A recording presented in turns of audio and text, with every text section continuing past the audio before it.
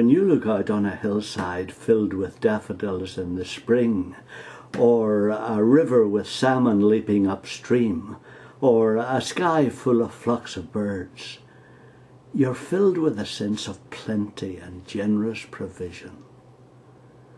It's easy to think that someone or something has spilled gifts of life and beauty everywhere. This is what we've been saying, that our Maker has built into the universe feelings of generosity and giving that is part of His plan for your life. You are here so that the Creator's Son can give things through you that He has planned to give through no one else.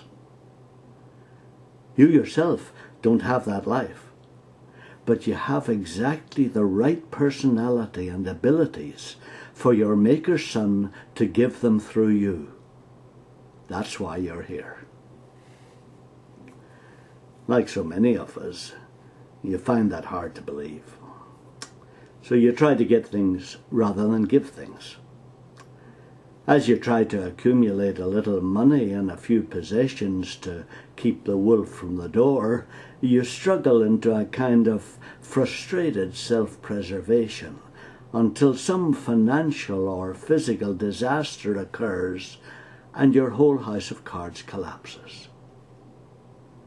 Sometimes help seems to come from nowhere, unexpectedly. Or, especially when you lose someone in death, you tap a source of strength that you cannot explain.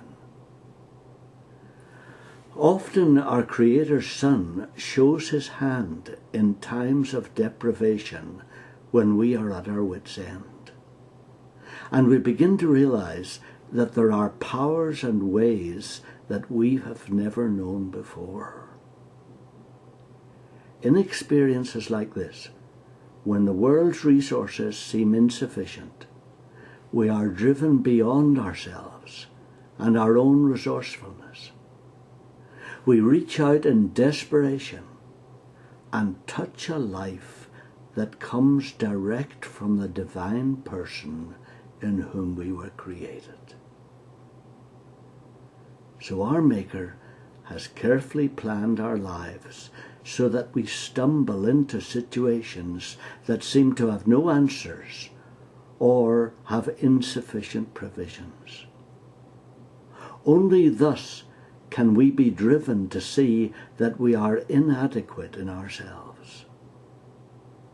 Many of us are so dependent on ourselves or the world of things that we have to be driven beyond our own abilities.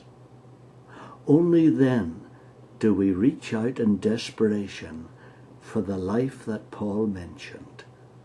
I live, yet not I, but Christ lives within me. It's then, at times when everything seems hopeless, that our Creator's Son makes us aware of Himself and fills us with His own sense of adequacy and life.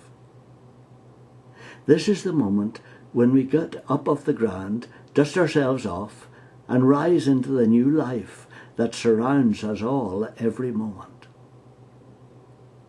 Or we pretend it's our own. Then we have to go through it all over again. This is why we've seen so many businesses and nations rise from apparent disaster and loss, when there seemed no practical means of deliverance.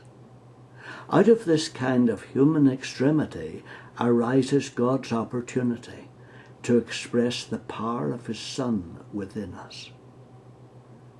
So you yourself see that the Maker's Son existed before all things, and in Him all things hold together. The simple fact that we ourselves are tiny specks on a huge sphere, spinning and orbiting through huge spaces, all maintained by no visible power, induces us to relax in full confidence of our Maker supplying all our needs. So we begin to trust and depend on His giving us what we need, while we pass on to the world all that it needs. Gradually, we settle into the reality that the Creator's Son within us produces all the energy and strength and wisdom that we need for him to do the works that he has done already, and that he does indeed work in us, both to do and to will of his good pleasure, so that he works and we work also. This fills us with the confidence that enables us to understand his ways and to do his works that continue to fill the world and complete his creation in his way.